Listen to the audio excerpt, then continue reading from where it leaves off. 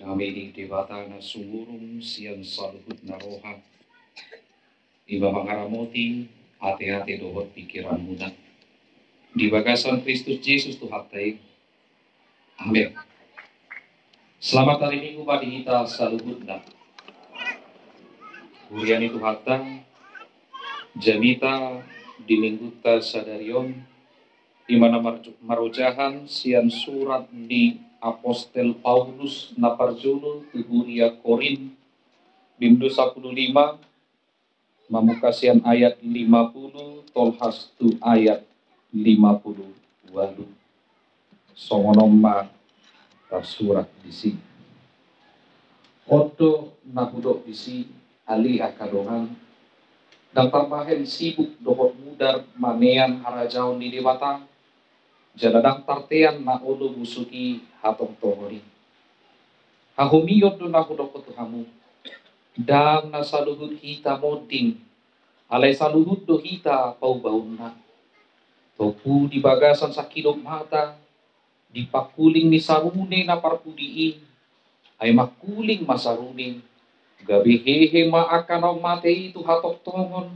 laos pau baun nama anggo hita ay ikon hatok tongon do manuluk na olo musukon jala hangungulu na manotong do manuluk na olo mateon aledong isoluk hatok tongon ni na olo musukon jala isoluk hangungulu na manotong na olo mateon disima jupang hata na tasurati nunga tarbudut hamatian nunga soluk hamonangan jo hamatian di dia hamonangan mi jo hamatian di dia sorok mi alai dosa do sorok mi hamatian jalapati kido goguni dosai alai muliati mati debata napamona kita markite hite tu hatta Yesus Kristus ope hamu akadongaku nahina kolongan marsi ohot jala somuba-uba mahamu jala lam sumurung matoktong di bagasan ulaon ni Tuhani ay diboto hamu dong dan magobo halo jauh muna di bagasan Tuhani ido yang go sahabda jemaat yang dikasihi Tuhan kita Yesus Kristus, hidup ini begitu singkat dan sebentar lagi akan berakhir. Kematian itu datang dengan cepat dan tidak mengasihani siapapun. Kematian dapat menghancurkan segalanya dan tidak menghormati siapapun. Sampai kematian mendekati kita, mari kita menahan diri untuk berbuat dosa. Saya bacakan sebuah lirik yang dalam bahasa aslinya dituliskan dalam bahasa Latin, namun sudah diterjemahkan dalam bahasa Indonesia. Sebuah perenungan yang mengingatkan kita bahwasanya kita yang hidup di dunia ini menjalani hidup yang begitu singkat dan jelas akan berakhir. Dan akhir kehidupan kita di dunia ini adalah kematian daging. Kalau dikatakan kematian daging, itu tidak akan menghormati siapapun, baik itu yang muda, baik itu anak-anak, ataupun dia yang sudah tua, baik itu orang yang kaya, ataupun orang yang miskin, baik itu orang yang terhormat, ataupun orang yang terhina di dalam komunitasnya. Lalu kematian daging juga akan mengakhiri segala hal yang sudah dibangun. Cinta kasih sepasang suami istri akan berakhir oleh kematian. Cinta kasih antara orang tua dan anak akan berakhir oleh kematian. Mimpi yang sudah dibangun, karir yang sudah dibangun akan berakhir juga oleh kematian. Kebersamaan, persahabatan juga akan diakhiri dengan kematian. Dan kematian daging tidak pernah mengasihani siapapun itu. Apakah itu orang yang baik? Apakah itu orang yang jahat? Apakah itu orang yang pintar atau yang bodoh sekalipun? Apakah dia pada saat itu sedang di dalam kesombongan? Ataupun pada saat itu dia sedang dalam kerendahan hati? Atau pada saat itu dia sedang bergembira? Atau pada saat itu dia sedang bersedih hati? Tidak ada rasa kasihan oleh kematian. Dan semakin hari, semakin waktu, kematian mulai mendekati kita, mendekat, dan semakin mendekat. Oleh sebab itu ketika perenungan ini mengingatkan bahwasanya yang sudah saya lakukan, apapun itu, yang sudah baik ataupun yang jahat sekalipun, kematian tidak akan pernah berhenti untuk mulai mendekati kita. Ini fakta dan ini harus kita renungkan. Itu sebabnya di gereja kita selalu diadakan peringatan akan orang yang telah meninggal. Memento mori. Ingatlah hari kematianmu. Ingatlah hari kematianmu. Dalam setiap minggu akhir tahun gerejawi akan dibacakan nama-nama orang, jemaat yang sudah menyelesaikan tugasnya di dunia ini. Hal ini mengingatkan kita, Bapak Ibu Saudara-saudari yang terkasih, bahwasanya tinggal menunggu waktunya, nama kita pun akan dibacakan. Sekarang kita masih dalam posisi mendengar siapa yang dibacakan. Namun, kita tidak tahu pada tahun berapa atau beberapa tahun lagi nama kita yang akan dibacakan. Dan kita tidak akan mendengar nama kita dibacakan. Atau dalam tahun-tahun yang akan datang, kita bisa saja mendengar orang-orang yang kita kasihi akan dibacakan namanya. Kematian tidak dapat dihindari. Kematian tidak dapat dihindari. Dan inilah yang menyebabkan manusia sangat menakuti kematian. Dan saya mau katakan, setiap orang, setiap manusia memiliki naluri untuk menghindari kematian. Bisa saya kasih contoh.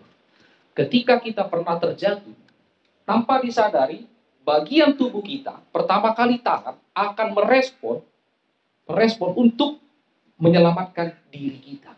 Atau ketika kita melihat sumur yang sudah terbuka, lihatlah ada perasaan takut yang mengingatkan kita bahwasanya itu adalah bagian dari ancaman untuk menuju kematian. Ini naluri yang secara alami ada di dalam diri manusia. Atau bahkan ketika ada orang yang pernah, ada beberapa orang yang pernah mencoba adrenalin, uji adrenalin, dia berdiri di atas sebuah tebing yang curam, semakin mendekat ke ujung dari tebing itu, dia akan semakin ketakutan. Semakin mendekat, dia akan semakin ketakutan. Semakin mendekat, langkah kakinya akan semakin berat. Inilah naluri manusia untuk tetap hidup dan menghindari kematian. Namun apakah itu bisa dihindari? Tidak. Bagaimanapun naluri yang sudah ada dalam diri kita, tetap kita tidak dapat melawan kenyataan. Namun yang mau diingatkan melalui firman Tuhan pada hari ini, kita harus memahami kenyataan yang telah terjadi dan yang akan terjadi. Melalui jemaat di Korintus, situasi yang terjadi pada saat itu ketika mereka banyak menerima pengajaran-pengajaran sesat yang mengesampingkan kematian secara fisik, yang mengesampingkan pemahaman mereka akan kebangkitan tubuh. Oleh sebab itulah Paulus mengajarkan melalui pemahaman rohani dalam teks ini sekaligus untuk kita, agar kita tidak ragu lagi bahwa ketika kematian dari itu datang kepada kita, kita sudah menerima sebuah kepastian. Oleh sebab itu yang pertama yang mau dikatakan firman Tuhan pada hari ini adalah kekekalan. Hatoktomon. Apa itu kekekalan? Apa itu hatoktomon? Kita mau melihat dulu bagaimana diri kita mengutamakan sifat-sifat kedagingan. Ternyata sifat kedagingan ini adalah menyenangkan. Segala hal yang menyenangkan umumnya itu adalah sementara. Contoh, ketika seorang ibu baru membeli perhiasan, dia akan memakai itu. Minimal 3 kali pesta dia akan selalu pakai kalung emasnya. Namun keempat kali, kelima kali, rasa kepuasan itu akan semakin berkurang. Ujungnya dia akan memikirkan, bagaimana kalau kalung ini ditambahi lagi atau dibeli yang baru. Karena setiap kenikmatan, setiap kesenangan itu hanya bersifat sementara. Dan ini yang dikatakan di ayat 50. Odo na hudok dusi. Ali akan dongan. Dan tarbahen sibuk dohot muda manean harajaun di debata. Jaladang tartean na olo busuki hatok tongoni. Segala hal yang berasal dari daging, yang berasal dari darah kita, itu semua adalah sementara. Daging manang sibuk naki ima gobaran ni hagaleo ni jolma. Karena apa? Setiap manusia tidak mampu menahan dirinya untuk keinginan, untuk tawaran yang selalu dihadirkan dunia ini. Jojot dohita madabu, jojot dohita gali. Umma Allah daging naking sibuk. Dan yang dikatakan tentang darah muda. Setia mabui ilau tak muda. Manang darah. Ketika terluka. Ketika ada yang sakit. Dan darah ini merupakan sebuah simbol orang-orang yang sakit bahkan kematian. Oleh sebab itu segala hal yang berasal dari daging dan juga darah dikatakan di ayat 50 tidak mendapat bagian dalam kerajaan Allah. Namun sayangnya sebagian besar hidup kita habiskan untuk kedagingan. Sebagian besar hidup kita lakukan untuk hal yang sia-sia. Contoh yang paling sederhana, manusia pada umumnya selalu menghindari kenyataan hidup, selalu menghindari rasa sakit, selalu menghindari tantangan yang hadir di dalam dirinya. Ujungnya apa yang dilakukan?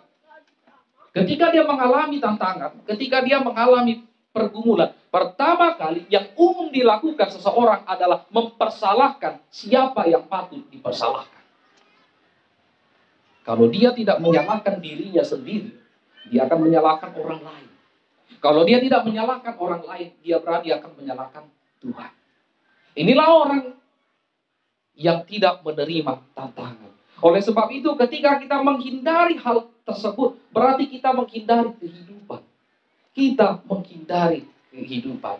Nah, Bapak Ibu jemaat yang dikasihi Tuhan Yesus Kristus, contoh paling nyata manusia menghindari kematian, dia mempersiapkan sebuah proyek yang dinamakan proyek keabadian.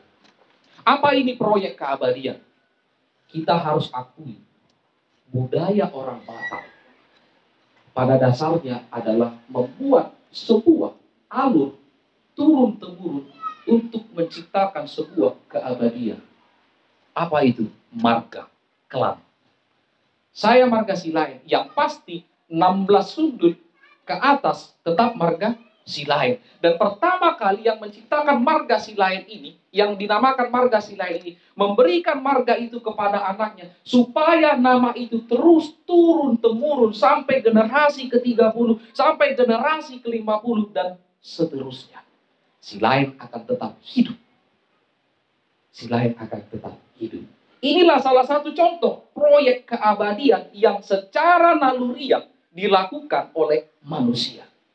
Dia mau marganya itu, dia mau dirinya, meskipun sudah mati secara fisik, akan eksis terus sampai beberapa ratus tahun ke depan, sampai beberapa ribu tahun ke depan.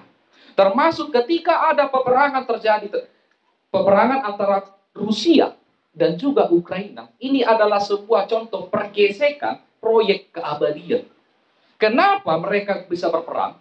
Karena salah satu dari pihak lawan ini merugikan perencanaan yang sudah mereka bangun. Mereka merencanakan proyek keabadian, tapi ini tergesek oleh kepentingan yang lain. Dan oleh sebab itu, inilah yang selalu terjadi, dan apapun konsep manusia untuk membuat dirinya abadi, itu adalah sebuah masalah.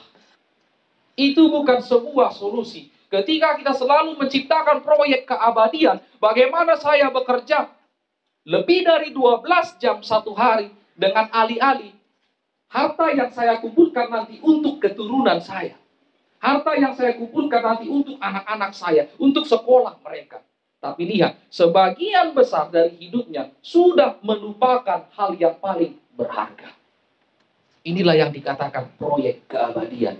Dia akan menyerahkan yang sudah dimilikinya untuk anak-anak. Oleh sebab itu di ayat 51 dan ayat 52 dikatakan, Hahomio dan hudokot Tuhamu, dan nasaluhut hita moding, alai saluhut do hita bau-bauna, Topu di bagasan sakidok mata, di pakuling di sarune na parpudi, ay makuling masarune, gabe hehe ma akan ang mati itu hatok togot, laos paubawon nama anggo kita. Semua kita akan diubah. Orang-orang yang percaya kepada Tuhan Yesus Kristus akan diubah. Inilah yang menghancurkan proyek keabadian yang dibuat oleh manusia. Karena Tuhan sudah lebih dahulu mempersiapkan proyek keabadian untuk kita. Tentu diuruti di ayat 50 dulu. Ai ikon hatong tongko dok manoluk na olo busukon, jala hamungulu na manotong dok manoluk na olo mateo. Mangina. Bagaimana kita mengimani mononuai serong dobe kita ganggu rohata tu dia nama au molo mati.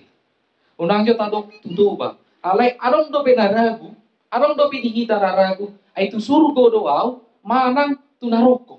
Alam niya, contoh yang paling sederhana, idaw tama, di piga-piga huria, molo di patupa ulaon na badia di huria, saya arong do natuluwarong. Saya arong do naso ulo macalo ulaon na badia, alam niya, di do nasida merdu sa do biyaw. Dan tolapu dobe majalo panganan na badiyay. Di sima hagang kuon ni roha di sasahalak jolman. Ganggu iwana seolah-olah ketika dia sudah berbuat baik, itu yang menentukan dia sudah diampuni. Oh ternyata tidak. Karena bagaimanapun yang kita lakukan, kita tidak akan pernah mencapai tahap kesempurnaan. Kalau bukan Tuhan itu sendiri yang menyempurnakan. Tuhan yang mengampuni, bukan karena kita sudah berbuat baik, tapi karena Tuhan terlebih dahulu mengampuni kita. Oleh sebab itu kita melakukan hal yang baik. Inilah yang dikatakan kekekalan. Nabaduakon, dung talapati taringo tuhatok tohon, mangulu mahita di bagasan hamonangan ni Kristus. Hiduplah di dalam kemenangan Kristus. Saya akan menganalogikan ini dengan peristiwa yang sering terjadi dalam kehidupan kita. Anong mapiga hali, kuida, halak, mululawe mana mardalani. Misalnya dia akan pergi wisata alam ke suatu tempat yang sangat indah pemandangan alamnya. Di zaman sekarang, apa yang pertama kali dilakukan ketika melihat hal yang indah? Dia akan pertama kali mengangkat handphone untuk memfoto dan juga memvideo, bahkan siaran langsung. Ini fakta. Ini fakta. Jala ausan diri ulu somoni nyak kuat duit. Ai mulu jamita kan kupar julu tuau asa Tuhan. Karena saya merasakan itu dan saya pernah melakukan itu. Saya melihat tempat yang indah, saya akan mengeluarkan handphone saya untuk memfoto, untuk memvideo, untuk melakukan siaran langsung sebelum saya terlebih dahulu menikmati itu dengan penglihatan yang diberikan Tuhan kepada saya. Ay sasitong na dilehod do kesempatan tu iba asa jumulo mameregi baru pini foto, baru pini video, baru pini siaran langsung. Oh daw, lebih nikmat sekarang manusia ketika menerima komentar mantap amang, mantap amang, begitu, sangat senang. Padahal itu hanya komentar. Di hadapannya ada hal yang lebih indah daripada komentar yang datang kepada dirinya, daripada jempol yang diberikan kepada dirinya, daripada tanda love yang diberikan kepada Facebooknya. Ini kenyataan. Orang lebih senang supaya orang lain menyenangi dirinya daripada dia menikmati anugerah yang Tuhan berikan nyata. Omang analogi na paling sederhana. Ujungnya, nalomoan jol mau marungu-tungu. Karena itulah, manusia yang terbiasa bersungut-sungut itu adalah orang yang tidak menikmati. Orang yang tidak menikmati hidupnya. Bayangkan mbak, contoh lagi. Lau mau tu Lampung. Ubain siaran langsung siaran Facebook. Romano komentar, mantap abang, terburu, ini ya dui. Nah kan, torlas doroga. Padahal saya tidak menikmati hal yang indah tersebut. Padahal yang lebih indah daripada itu, bayangkan bang, bui iba hudu digijang air laut, holang alami kapal. Hanya berpengharapan kepada kapal itu, bisa saja kalau kapal itu bocor, saya tenggelam dan mati. Tapi lihat, keistimewaan yang luar biasa itu saya lupakan. Saya lebih menerima komentar yang menyenangkan hati saya. Ubah ini ya Pangidang. Kenapa jujur tuh kita baru butuh alanion, alanion. Tuhan itu kasih yang indah sama kita. Kita yang lupa bersyukur. Jangan pernah lupa bersyukur oleh kesempatan yang Tuhan berikan kepada saya. Naking, mulu dikomentari halak, mantap amang, nah jujur, nah sida, memang tak buruk, memang bagat. Tapi kenapa orang yang lebih menikmati daripada diri kita sendiri? Bagaimana orang lebih menikmati? Terburuk keluarga ni amat tahun nak burju-burju. Abi di bagasan na jujur termalu butuh amat tahun. Natakangan gelek kun. Songonok dok keluarga nami. Padahal halak na asing matok songoni marian keluarga nami. Di sinilah ketika kita hidup di dalam kemenangan yang Tuhan berikan kepada kita, ingat di ayat 50 itu. Alai melihat madi di mata, napa mau nak kita marhiti-hiti Tuhan ta Yesus Kristus. Tetapi syukur kepada Allah yang telah memberikan kepada kita kemenangan oleh Yesus Kristus Tuhan kita. Rasa sakit, rasa sedih, kepedihan, penderitaan yang kita alami pada hari ini hanya sementara. Ini hanya sementara. Oleh sebab itu ditutup ayaton di ayat 50-an. Ope, amu akan dongakku tak kina olongan. Marsi hohot jala sumu bauba makamu. Jala lam sumurung matotong di bagasan pulau ni Tuhani. Ay diboto kamu dong. Dang magobo halu jauh muna di bagasan Tuhani. Inilah yang dikatakan pola hidup konstruktif. Kalau dia menghidupi Kristus dalam hidupnya, dia tidak akan pernah menyesali pekerjaannya hari ini. Dia tidak akan pernah menyesali keluarga yang hadir dalam dirinya. Dia tidak akan pernah menyesali bagaimana Tuhan mengizinkan sakit, Tuhan mengizinkan penderitaan, Tuhan mengizinkan kesulitan hadir dalam hidupnya. Dia tidak akan menyesali itu. Karena apa? Orang hebat, orang sukses, itu dibentuk dari rasa sakit. Orang hebat, orang sukses dibentuk dari rasa sakit. Songon dihapus yauta. Ikon jumulu do kita. Pasaemon akka ulau tadi portidion. Asa saat kita Tuhan lelua nama notomi. Berarti kita juga harus melalui kematian. Supaya kita sampai kepada yang kekal itu. Noaeng. Molo tatarikoti di minggu ujung tahun Parburiau. Aku sendiri tak singot dok dia kadang aku bahkan dianggiku sendiri nang jumulu orang sianau. Tentu ganuk di minggu ujung tahun Parburiau secara hadakingot macai lumut do pakinalahan. Macai lumut. Alai ubal gasiani do mulai waktu si nateburo maka posiai Tuhan Yesus Kristus. Nung ngasonang benasida di hasonangani. Nuain au dope natadi di hasiangano manguruti aka unauku. Alai pos rohaku. Iko sahat doau pajupang dohot aka dongaku naung jumuroi di bagasan hasonangan rap dohot Tuhan Yesus Kristus.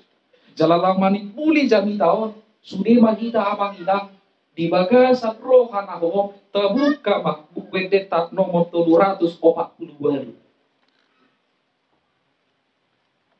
Asa ujung minggu ujung tahun Parburiau paidehon mau di bagasan satu kaswara taida ma lirik na adong di buku de nomor 742.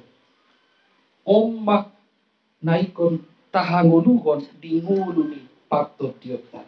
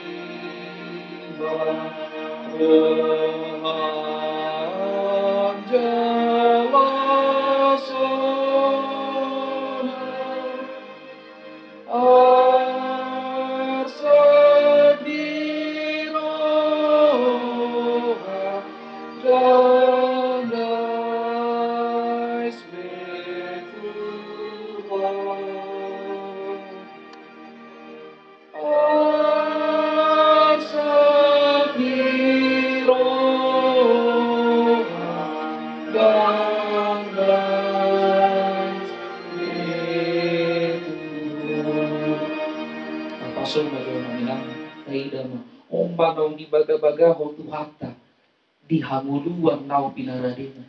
Jadi dia kadongata mau jumodo borhat siak kita lunga sahat nasida tu inanani dan despe aka arsak di nasida lausido natahiri nuai tu nuai pe wadu pia kaparukilon tu nuai pe wadu pia kaharsa di portibion sadok ingotokku jalahu hamuluan dunga di parade tu hatta Yesus Kristus inganan nasona nadau siak arsak nadau siak parukilon hamuluhum mak tu hatta Yesus Kristus laus tauluti mak manget deon di ayat 2.